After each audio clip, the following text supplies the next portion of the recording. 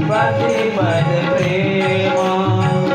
एक ही वचन एक व्रत नेमा, एक ही धर्म एक व्रत नेमा।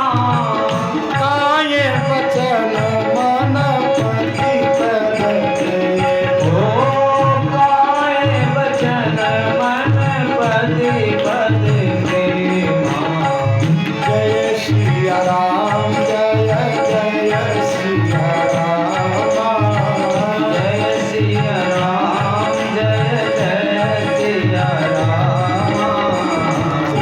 सिया राम जय जय सिया राम। जय सिया राम जय जय सिया राम। एक ही धर्म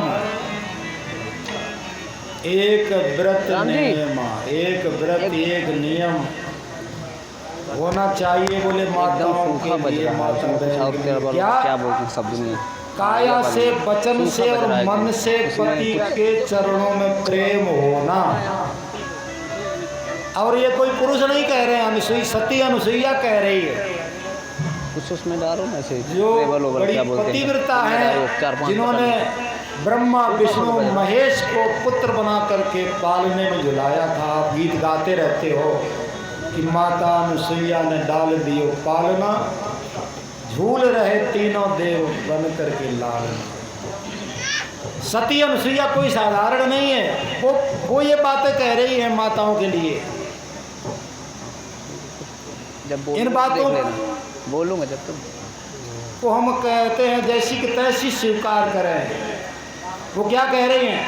काया से माने शरीर से, वचन से और मन से पति के चरणों में प्रेम होना चाहिए। पति पद प्रेम। हाँ, हमारे ऋषियों ने कहा है कि बोले माताएं बहनें जो है पति को परमेश्वर के समान समझो। इस ऐसी भावना बनाने से आप जानते हैं उसका कल्याण हो जाएगा, उस माता बहन का कल्याण हो जाएगा जो इतनी उच्च कोटि ऐसा उच्च कोटि का भाव पति में रखेगी तो उसका कल्याण होगा। इसका मतलब ये नहीं है कि उसका पति सबके लिए परमेश्वर हो गया, नहीं। ऐसी ऊंची भावना बनाने से, पति को परमेश्वर के समान समझने से उसका कल्याण होगा।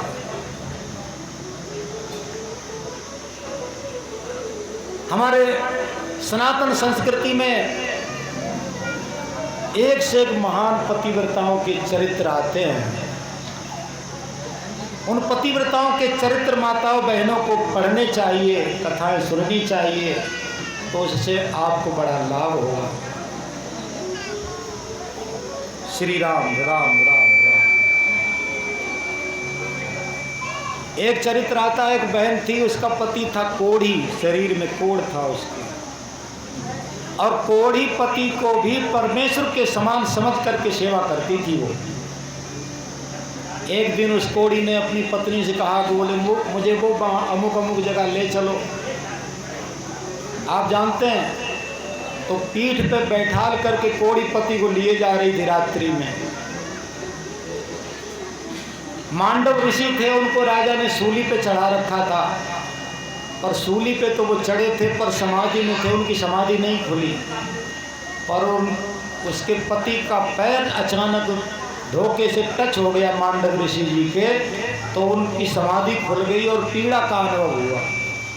सूली पे चढ़े थे तो उन्होंने मांडव ऋषि ने श्राप दे दिया, जिसने मुझे धक्का लगा करके और पीड़ा का अनुभव कराया है, सूर्योदय होते ही उसकी मृत्यु हो जाएगी। सूर्योदय होते ही मृत्यु हो जाएगी, ऐसी बात कह दी। तो वो पतिव्रता थी, ध्यान रखना, कोढ़ी में परमेश्वर का भाव रखती थी, कोढ़ी पति में। उसने ये कह दिया कि जब तक मैं नहीं चाहूंगी तब तक सूर्योदय ही नहीं होगा। क्या होता है? मैं नहीं चाहूंगी तब तक सूर्योदय ही नहीं होगा। तो महाराज सूर्योदय होना ही रुक गया।